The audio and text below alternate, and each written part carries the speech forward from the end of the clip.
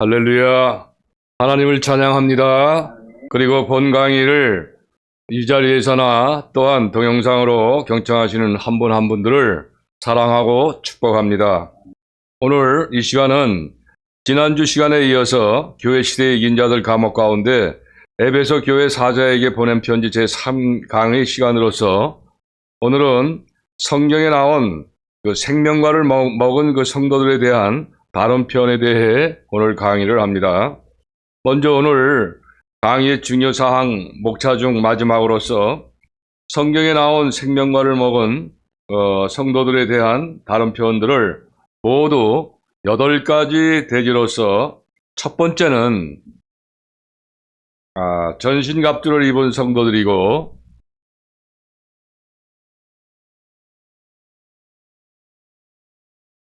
두 번째 대지는 입맞은 종들이며, 세 번째는 처음 익은 열매들, 네 번째 성령의 처음 익은 열매들을 받은 성도들, 다섯 번째 생명에 들어간 성도들, 여섯 번째 신의 성품에 참여한 성도들, 일곱 번째 큰 은사, 즉 사랑의 은사를 받은 성도들, 마지막으로 여덟 번째 12사도들의 경험이 됩니다.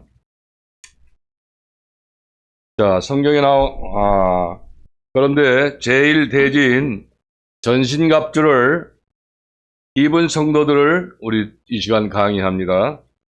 우리 제일 먼저 성경 말씀을 화면을 보고 합독하시기를 바랍니다. 에베소서 6장 11절 말씀입니다.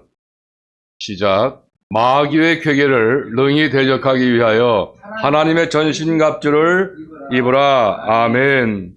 여러분, 이 말씀은 이제 성도들이 하나님의 전신갑주를 입었다는 것은 이 성도들의 영속에 하나님의 생명이 내주 합일된 것을 가리켜 말씀하시는 것입니다. 아멘. 그리고 성도들의 영속에 하나님의 생명이 내주 합일되면 성도들의 영체에는 전신갑주를 입은 것처럼 이 신비로운 생명의 능력이 이 감각적으로 나타나게 됨을 말하시는 것인데, 이것은 순간적인 경험이 아니고 계속적인 경험인 것을 말씀한 것입니다. 그리고 이와 같이 하나님의 전신갑주를 입으면 마음속에 이 생명의 법칙이 나타나게 되므로 마치 사람이 전신갑주를 입었을 때에 적의 화살이나 칼이나 창이 몸을 찌르지 못하는 것처럼 마귀의 화살, 즉 죄의 법칙이 결코 우리 심령 속에 침투하지 못하게 된다는 것입니다.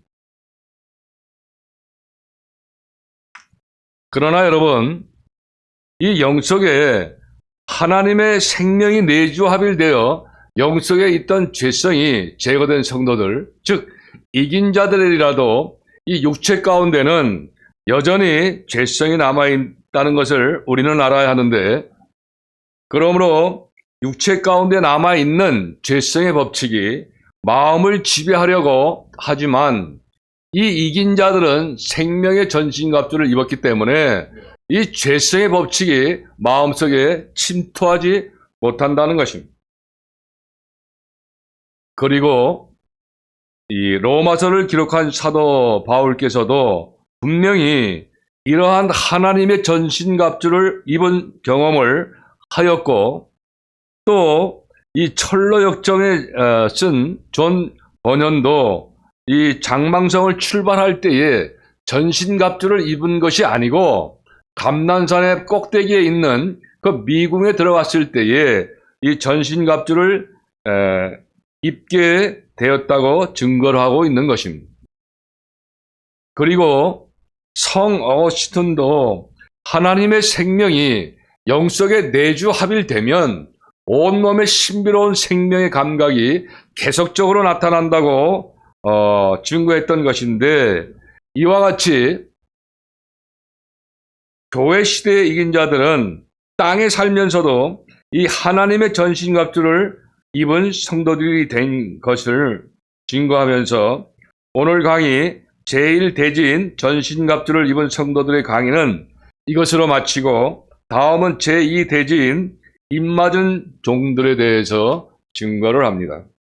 이제 두 번째로 입맞은 종들에 대한 강의에 앞서 먼저 화면을 보고 우리 합독하도록 합니다. 요한계시록 7장 1절에서 4절 말씀입니다. 시작. 2일 후에 내가 내 천사가 땅 내 모퉁이에 선 것을 보니 땅의 사방의 바람을 붙잡아 바람으로 하여금 땅이나 바다에나 각종 나무에 불지 못하게 하더라. 또 봄에 다른 천사가 살아계신 하나님의 인을 가지고 해 돋는 데로부터 올라와서 땅과 바다를 해롭게 할 권세를 얻은 내 천사를 향하여 큰 소리로 외쳐 가로되 우리가 우리 하나님의 종들을 이마에 인치기까지 땅이나 바다나 나무나 해하지 말라 하더라. 내가 입맞은 자의 수를 들으니 이스라엘 자손의 각 지파 중에서 입맞은 자들이 14만 4천이니 아멘.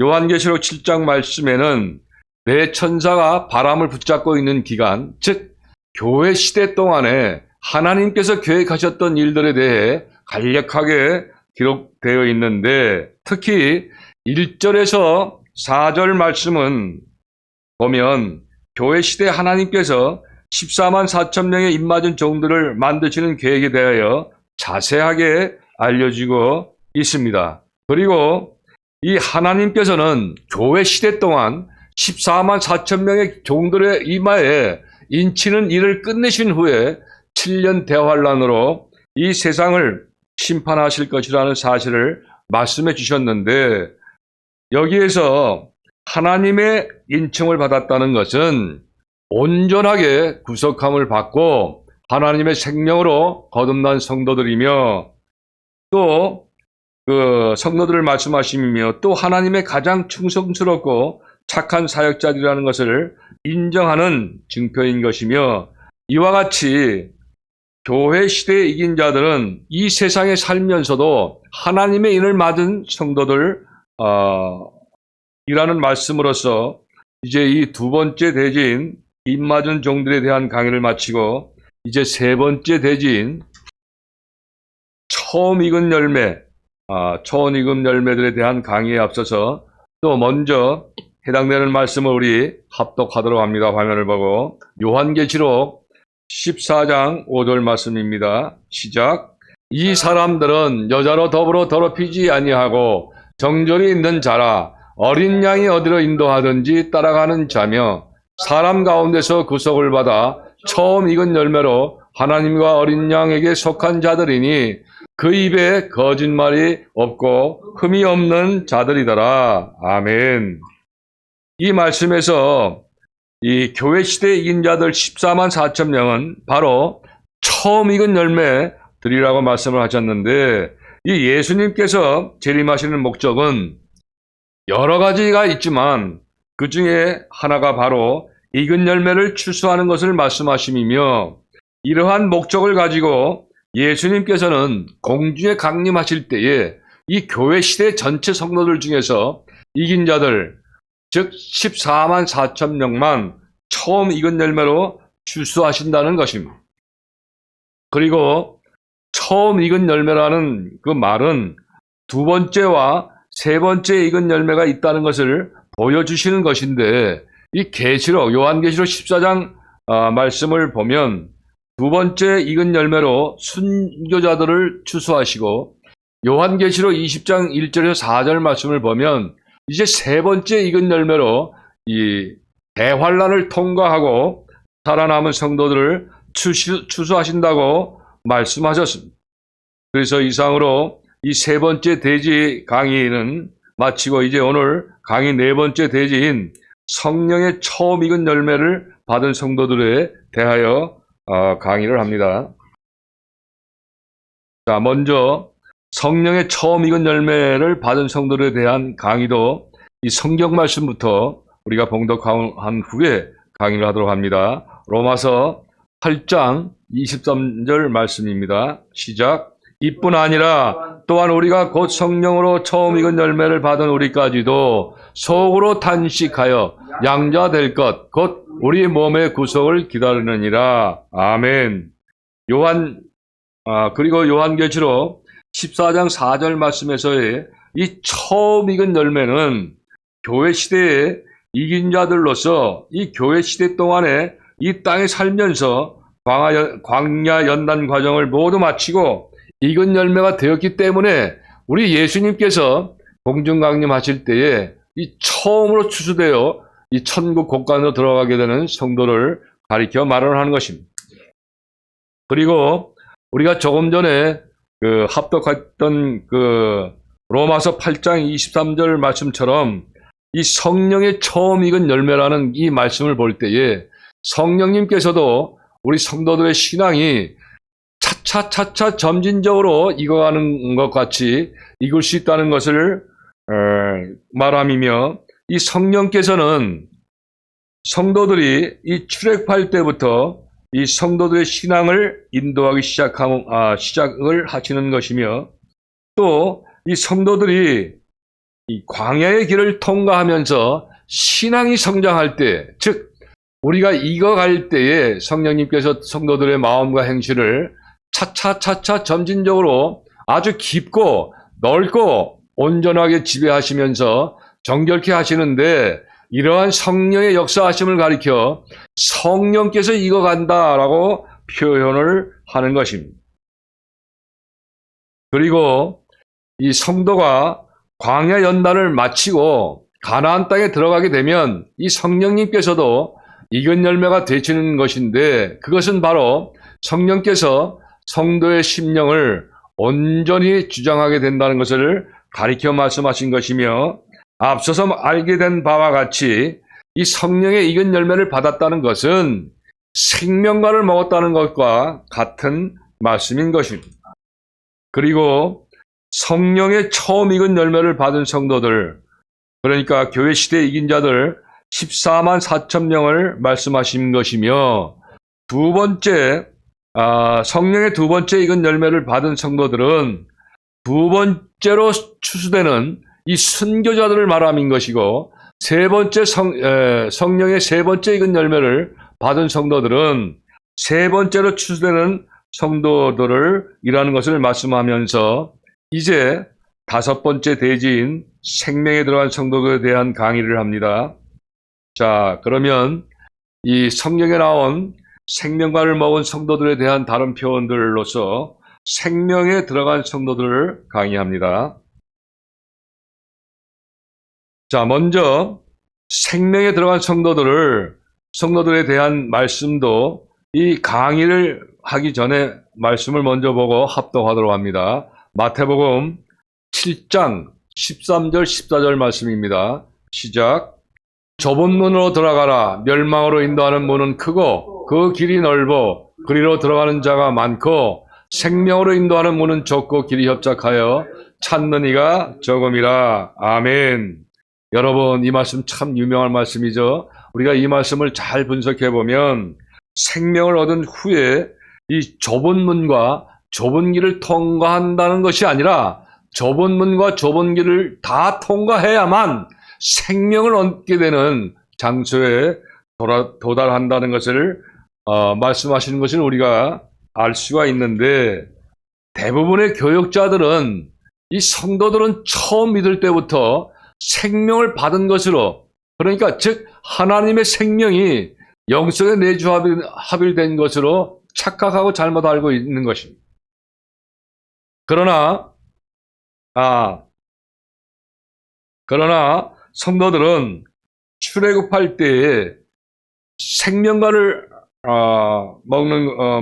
먹고 광야의 길을 통과하는 것이 아닌, 바로 성도들이 생명과를 먹을 수 있는 가나안 땅에 들어가려면 바로 이 좁고 협착한 길, 즉 광야의 길에서 이 마귀와 세상과 역경과 싸워 이겨야만 된다는 것입니다.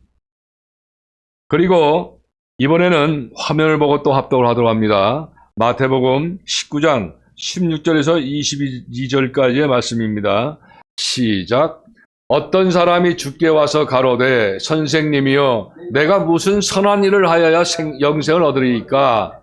예수님께서 가라사대 어찌하여 선한 일을 내게 묻느냐? 선한 이는 오직 한 분이시니라. 내가 생명에 들어가려면 계명들을 지키라. 가로되 어느 계명이 오리까? 예수님께서 가라사대 살인하지 말라, 간음하지 말라, 도둑질하지 말라, 거짓 증거하지 말라, 내 부모를 공경하라, 내 이웃을 내 몸과 같이 사랑하라 하신 것이니라. 그 청년이 가로되 이 모든 것을 내가 지켰사오니 아직도 무엇이 부족하리이까?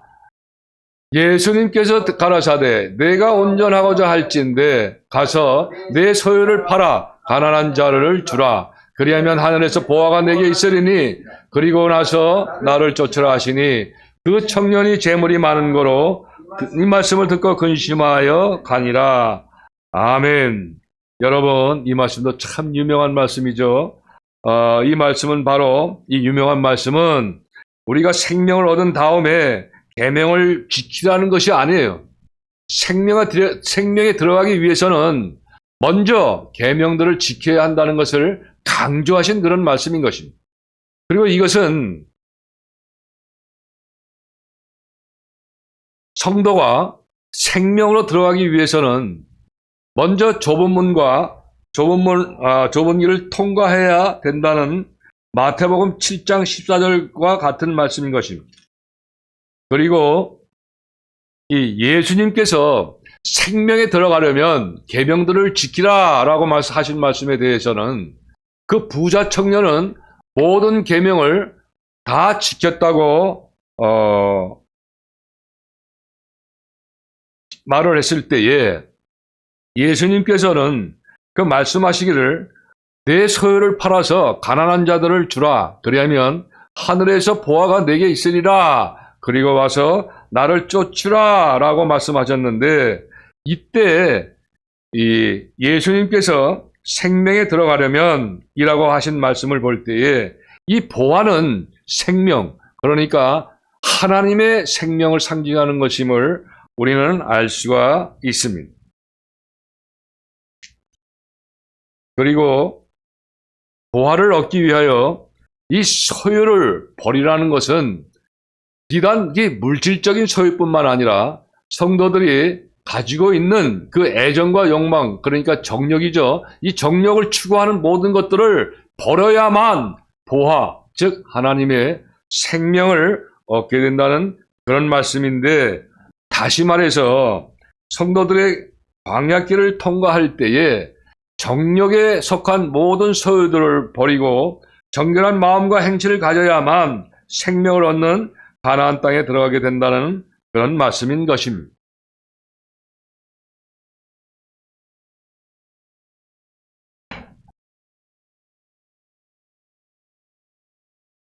다음은 여섯 번째 대지로서 신의 성품에 참여한 성도들에 대한 강의입니다.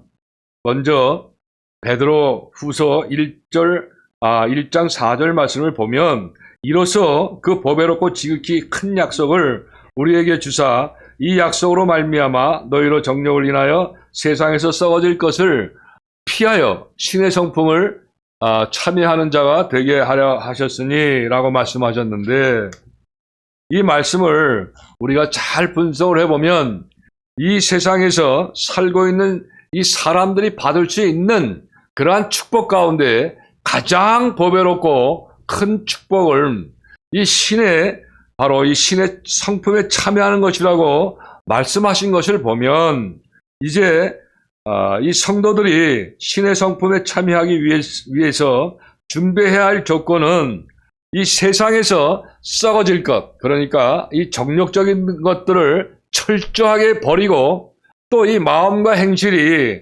정결해야 된다는 것을 우리가 알 수가 있게 되는데, 다시 말씀드리자면 이 성도들은 광야의 길을 통과하면서 죄성과 정욕의 지배를 받는 마음과 행실을 정결하게 한 후에라야만 우리가 신의 성품에 참여하게 된다는 이 가나안 땅에 들어가게 된다는 것을 말씀하시는 것입니다. 그리고 이 마귀의 성질이 마귀의 영속에 있는 것처럼 하나님의 생명 안에 하나님의 성품이 들어 있으므로 이 성도들의 영속에 하나님의 생명이 내주합일되면 신의 성품은 자동적으로 나타나게 되는 것입니다. 그리고 마귀의 성질이 마귀의 영속에 있는 것처럼 이 하나님의 생명 안에 하나님의 성품이 들어있으므로 이 성도들의 영속에 하나님의 생명이 내주합일되면 이 신의 성품은 자동적으로 나타나게 되는 것입니다. 그러므로 하나님의 생명이 이 내주합일된 경험을 가리켜 우리는 신의 성품에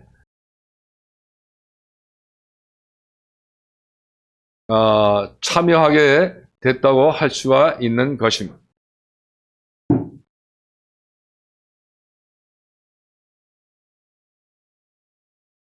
그리고 마귀의 성질이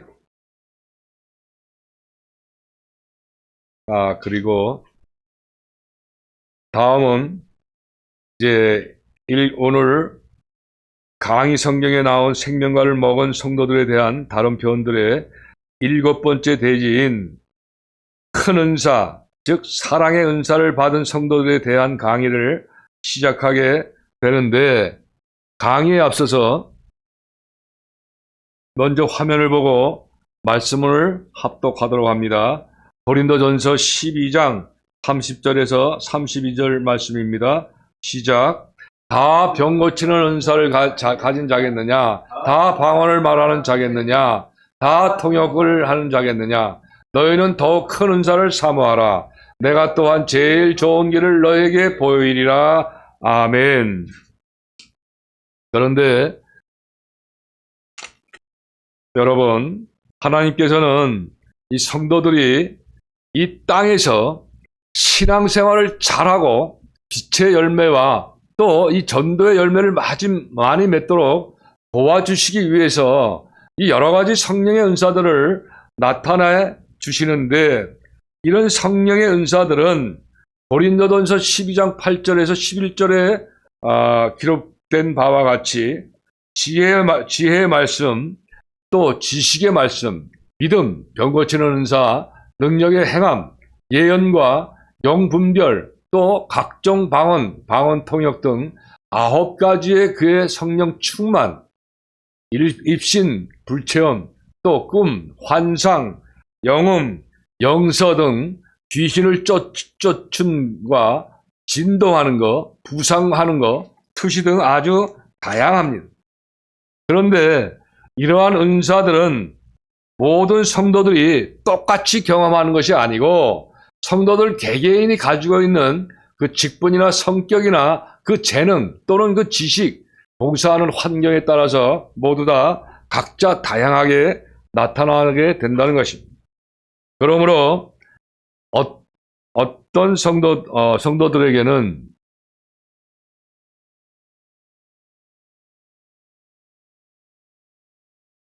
방언이나 통변이나 예언의 은사를 주시고, 어떤 성도들에게는 입신, 환상, 꿈 등 체험하게 하시고, 또 어떤 성도들에게는 지혜와 지식의 은사를 주시는 등 다양한 것이며, 어떤 성도들은 여러 가지 은사들을 받기도 하고, 어떤 성도들은 한두 가지 은사만 받는 경우가 있는 것입니다. 그러나 바울 사도께서는 이 고린도전서 12장 31절에서 말씀하신 바와 같이 앞에서 설명한 여러 가지 은사들보다는 더욱더 큰 은사를 사모하라고 말씀하고 있습니다. 그런데 이 큰 은사는 간구하기만 하면 그 즉시 받게 되는 것이 아니고, 늘 사모하면서 받을 수 있도록 항상 준비가 되어야만 받게 된다는 것인데, 바울 사도께서는 더욱 큰 은사를 사모하라고 권면한 후에 이 고린도전서 13장에 나오는 말씀을 기록한 것을 볼 때에, 사랑장이죠. 이 기록한 것을 볼 때에 더욱 큰 은사는 바로 사랑의 은사라는 것을 우리는 쉽게 알 수가 있게 되며, 그리고 이 사랑의 은사는 오래 참고 온유하고 투기하지 아니하고 자랑하지 아니하며 교만하거나 성내지 아니하고 또 무례히 행치 아니하는 등 완전한 덕행의 열매를 맺게 하는 그런 은사라는 것을 알 수 있게 되는 것입니다. 다시 말씀드리자면 이 사랑의 은사는 바로 베드로후서 1장 4절 말씀에서의 그 신의 성품을 말씀하신 그 신의 성품을 가리켜 말씀하시는 것인데, 이 신의 성품은 바로 하나님의 생명이 성도의 영 안에 내주 합일되었을 때에만 나타나는 것이라고 말씀하고 있습니다. 따라서 이 사랑의 은사는 이 광야 연단 과정을 통과하면서 마음의 행실이 정결케 되고 또 가나안 땅에 들어간 성도들, 즉 이긴 자들을 경험하게 되는 것입니다. 결론적으로 위에서 설명한 바와 같이 병 고치는 귀신, 병을 고치고 귀신을 쫓고 영을 분별하고 또 입신과 꿈과 환상과 이 방언과 통변 등 예언 등의 모든 은사들은 성도들이 이 광야에서 신앙생활을 하는 동안에 그 필요에 따라 언제든지 체험할 수가 있지만, 우리가 더욱 큰 은사, 즉 사랑의 은사는 바로 이 이긴 자들과 같이 가나안 땅에 들어간 성도들에게만 경험이 된다는 것입니다.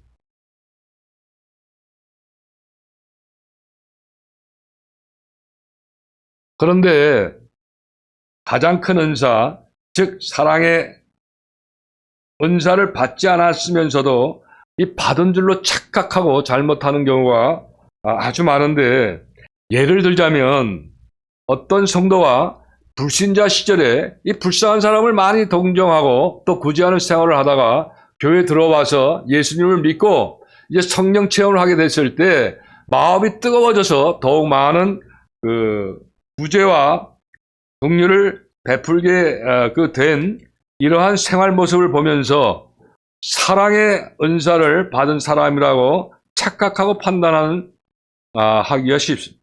그러나 우리는 이 이긴 자들이 경험하고 있는 더욱 큰 은사, 즉 사랑의 은사와는 아주 그 차원이 다른다는 것을 알아야 하는데, 이 말씀은 바로 로마서 5장 3절에서 5절 말씀을 보면 아주 자세하게 나와 있습니다. 다만 이뿐 아니라 우리가 환난 중에도 즐거워하나니 이는 환난은 인내는 연단은 소망을 이루는 줄 알미로다. 이 소망이 부끄럽게 아니함은 우리에게 주신 성령으로 말미암아 하나님의 사랑이 우리의 마음에 부은 바 됨이니라고 말씀하고 있습니다. 그런데 이 말씀에서 환난은 인내는 연단은 소망을 이룬다고 하였는데, 바로 이런 소망이 이루어졌을 때에 하나님의 사랑의 마음이 가득히 부어진다는 그런 말씀인데, 이 소망은 쉽게 설명을 하자면 이 완전한 구원을 받은 것으로 가나안 땅에 들어간 믿음을 가졌다는 그러한 뜻인 것입니다.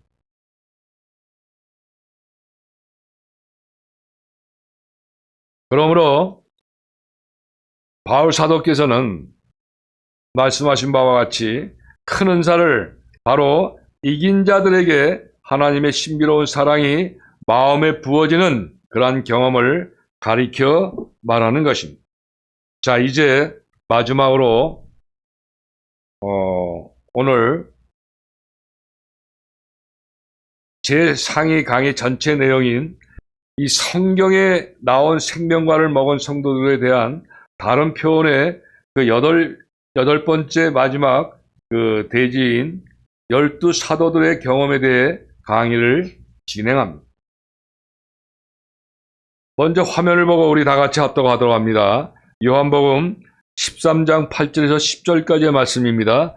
시작. 베드로가 가로되 내 발을 절대로 씻기지 못하시리이다. 예수님께서 대답하시되 내가 너를 씻기지 아니하면 내가 나와 상관이 없느니라. 시몬 베드로가 가로되 주여 내 발뿐만 아니라 손과 머리도 씻어 주옵소서. 예수님께서 가라사대 이미 목욕한 자는 발밖에 씻을 필요가 없느니라. 온몸이 깨끗하니라. 너희가 깨끗하나 다는 아니니라 하시니. 아멘. 여러분, 예수님께서 이 말씀하신 때는 바로 예수님의 공생의 기간이 거의 끝나가는 최후의 만찬 그때였는데, 이 사도들은 예수님과 동행하면서 받았던 제자 훈련 과정이 거의 끝나갈 그런 무렵이었습니다. 그런데 바로 예수님께서 제자들의 발을 씻겨주실 때에 베드로가 완강하게 사양을 합니다. 이때 예수님께서는 내가 너를 씻기지 아니하면 네가 나와 상관이 없느니라 라고 말씀하셨습니다. 그러자 베드로는 예수님, 제 발뿐만 아니라 손과 머리도 씻겨주시옵소서라고 이야기를 했습니다.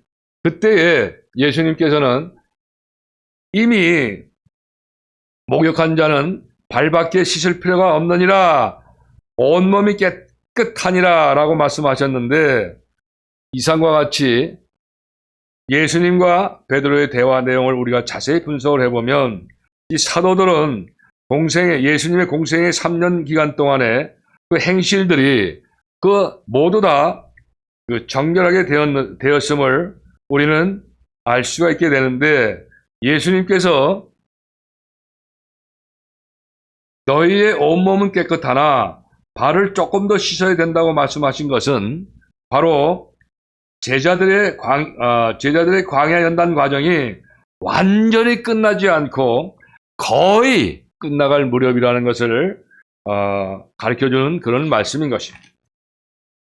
그러하기 때문에 예수님께서는 요한복음 14장 20절 말씀에서 그날에는 내가 아버지 안에, 너희가 내 안에, 내가 너희 안에 있는 것을 너희가 알리라 라고 말씀하신 것인데, 여기서 그날은 바로 오순절 성령 강림하신 날을 가리켜서 말씀하신 것이며, 그때 제자들에게 그리스도의 생명이 내주합일되는 경험을 하게 된다는 말씀을 하신 것입니다.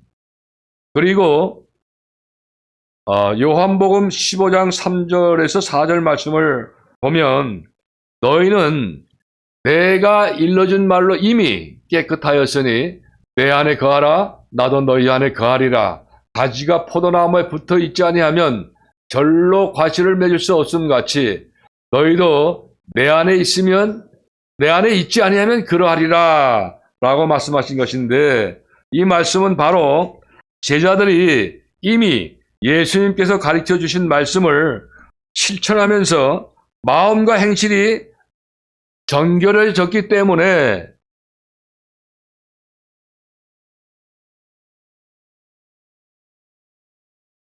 그리스도의 생명이 내주합일되는 경험을 주시겠다는 그런 말씀인 것입니다.